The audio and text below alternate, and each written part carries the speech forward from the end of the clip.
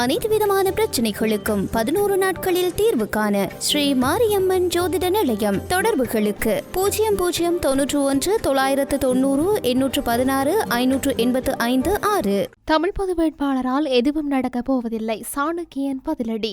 இனப்பிரச்சினைக்கு கூட்டு தீர்வே அவசியம். விஜயதாசவை கைவிட்டு சஜித் பக்கம் சாயும் மைத்திரியை வெறுத்த ரணில், மஹிந்த வெளியிட்ட தகவல். அமிசன் வன பகுதி அருகே விமான விபத்து. எது நடந்தாலும் விலை கொடுத்து யாரையும் வாங்க மாட்டோம், சஜித் சீற்றம். எமக்கு சவாலானவர்கள் எவரும் இல்லை. தாய்லாந்தின் புதிய பிரதமராக பெடோங்ரான் தெரிவு. தமிழ் பொது வேட்பாளர் விடயத்தால் தமிழ் மக்களுக்கு ஒன்றும் கிடைக்கப் போவதில்லை. எனவே இந்த ஜனாதிபதி தேர்தலை தமிழர் தரப்பு சரிவர பயன்படுத்த வேண்டும் என இலங்கை தமிழரசு கட்சியின் நாடாளுமன்ற உறுப்பினர் சாணக்கியன் தெரிவித்தார். ஜனாதிபதி தேர்தலில் யாருக்கு ஆதரவளிப்பதென தமிழரசு கட்சி இன்னும் முடிவெடுக்கவில்லை.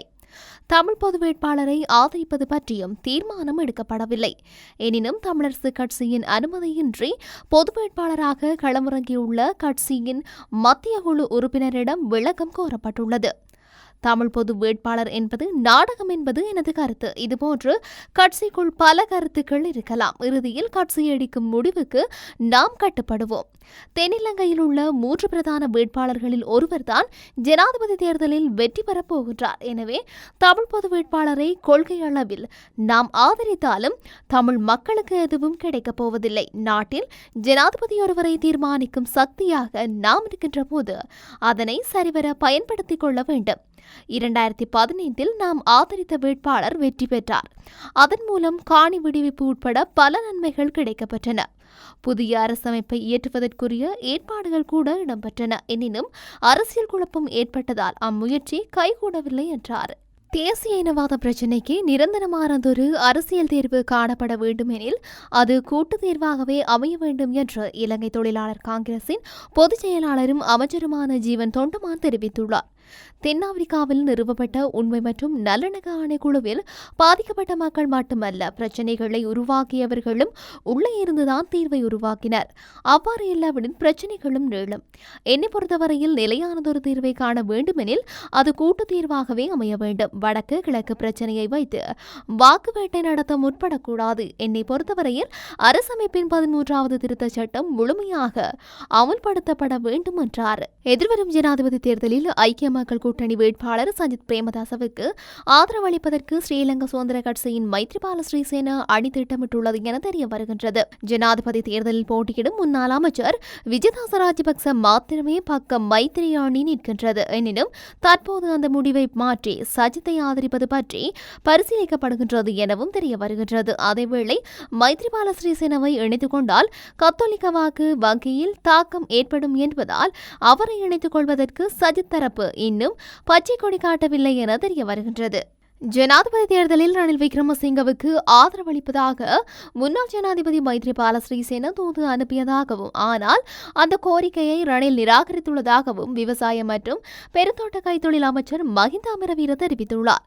அந்த கோரிக்கையை நிராகரித்த ரணில் நம்ப முடியாத ஒருவரின் ஆதரவு தமக்கு வேண்டாம் என தெரிவித்துள்ளதாகவும் மஹிந்த அமரவீர தெரிவித்துள்ளார். பெலியத்த ஸ்ரீலங்கா சுதந்திர கட்சியின் தேர்தல் குழு பிரதிநிதிகளை சந்தித்து பேசுகையிலேயே அமைச்சர் மேற்கொண்டவாறு தெரிவித்துள்ளார். எங்கள் கட்சியின் முன்னாள் தலைவர் இப்போது போக வழியில்லாத நிலையில் இருக்கின்றார். எந்த கட்சியும் அவரை ஏற்றுக்கொள்ள விரும்பவில்லை. தன் மீது பிறர் வைத்துள்ள நம்பிக்கையை தாமே சிதைக்கும் போது இவ்வாறான நிலையே ஏற்படும். இப்போது அவர் ஏதாவது ஒரு குப்பையை கிளற தேடுகின்றார். ஆனால் ஒரு முன்னாள் ஜனாதிபதி இவ்வளவு கீழ்த்தரமான நிலைக்கு சென்றதை நினைத்து நாங்கள் வருந்துகின்றோம் என்று தெரிவித்துள்ளார். சிறிய ரக விமானம் ஒன்று அமிசன் வன பகுதிக்கு அருகில் பறந்து கொண்டிருந்த போது விபத்துக்குள்ளாகியுள்ளது. பிரேசில் நாட்டின் மெடோ கிரான்சியோ மாகாணம் அமேசனியன் நகரில் இருந்து ராண்டோன்போலிஸ் நகருக்கு நேற்று புறப்பட்ட சிறிய ரக விமானம் அமேசன் வனப்பகுதியில் பறந்து கொண்டிருந்த போது கட்டுப்பாட்டை இழந்து தரையில் விழுந்து வெடித்து சிதறியுள்ளது. இந்த விபத்தில் விமானத்தில் பயணித்த 5 பேரும் சம்பவ இடத்திலேயே உயிரிழந்துள்ளதாக தகவல்கள் வெளியாகியுள்ளது. மேலும் இவ்விபத்தில் உயிரிழந்தவர்களின் உடல்களை கைப்பற்றிய அதிகாரிகள் விபத்துக்கான காரணம் குறித்து விசாரணை நடத்தி வருகின்றனர். எனது அரசியல் அணியில் உள்ளவர்கள் அரசியல் நலனிற்காக கட்சி தாவலில் ஈடுபடாதவர்கள் என சஜித் பிரேமதாச தெரிவித்துள்ளார். எனது அணியில் உள்ளவர்கள் மதுபான சாலை அனுமதி பத்திரம், காணி உறுதி பத்திரம், பணம் போன்றவற்றிற்காக கட்சி தாவாதவர்கள் என அவர் தெரிவித்துள்ளார். அரசியல் லாபங்களிற்காக ரகசிய உடன்பாடுகளில் ஈடுபடுவதை அனுமதிப்பதில்லை என்பது கட்சியின் கொள்கை. கட்சியின் உறுப்பினர்களுக்கும் தனி நபர்களுக்கும் இது பொருந்தும் என அவர் தெரிவித்துள்ளார். கட்சிக்கு ஏதாவது கிடைத்தால் அதனை நாங்கள் மக்களின் நன்மைக்காக பயன்படுத்துவோம் எனவும் சஜித் பிரேமதாச தெரிவித்துள்ளார். என்ன நடந்தாலும் சரி, பணத்தை பயன்படுத்தி எவரையும் வாங்க மாட்டோம். அவ்வாறானவர்கள் எங்களுடன் இணைந்து செயற்பட அனுமதிக்க மாட்டோம். அவ்வாறான நபர்கள் எங்கள் பக்கத்தில் இல்லை என எதிர்க்கட்சித் தலைவர் மேலும் தெரிவித்துள்ளார்.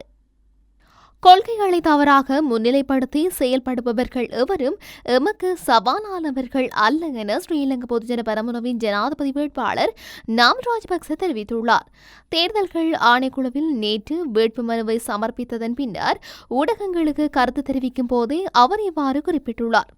தேர்தலில் நிச்சயம் வெற்றி பெறுவோம். இடம்பெறவுள்ள ஜனாதிபதி தேர்தல் தீர்மானமிக்க நாட்டின் ஒற்றையாட்சி மற்றும் தேசிய உற்பத்திகளை எம்மால் மாத்திரமே பாதுகாக்க முடியும். வெற்றிக்கான செயற்பாடுகளை முன்னெடுத்துள்ளோம். அரசியல் நண்பரும் இல்லை, எதிரியும் இல்லை என்பார்கள். ஆகவே எம்மை விட்டுச் சென்றவர்கள் மீண்டும் எம்முடன் இணைவார்கள் என்றார். தாய்லாந்தின் புதிய பிரதமராக பேடாங்ரான் தெரிவு செய்யப்பட்டுள்ளார். 2 நாட்களுக்கு அரசு நெறிமுறை மீறிய குற்றச்சாட்டில் முன்னாள் பிரதமர் ஸ்ரேயுதா தவிசின் பதவியில் இருந்து நீக்கப்பட்டதை அடுத்து புதிய பிரதமர் பதவிக்கான வேட்பாளராக முன்னாள் பிரதமர் தக்சின் சினவாத்ராத்தவின் இளைய மகள் பேடாங்ரான் பெயரை ஆளும் பியூசி தாஜ் கட்சி அறிவித்தது. இந்த நிலையில் இடம்பெற்ற நாடாளுமன்ற வாக்கெடுப்பில் பேடாங்ரான் வெற்றி பெற்று தாய்லாந்தில் புதிய பிரதமராக தெரிவு செய்யப்பட்டுள்ளார். அனைத்து விதமான பிரச்சனைகளுக்கும் 11 நாட்களில் தீர்வு காண ஸ்ரீ மாரியம்மன் ஜோதிட நிலையம். தொடர்புகளுக்கு 0091 990 816 585 6.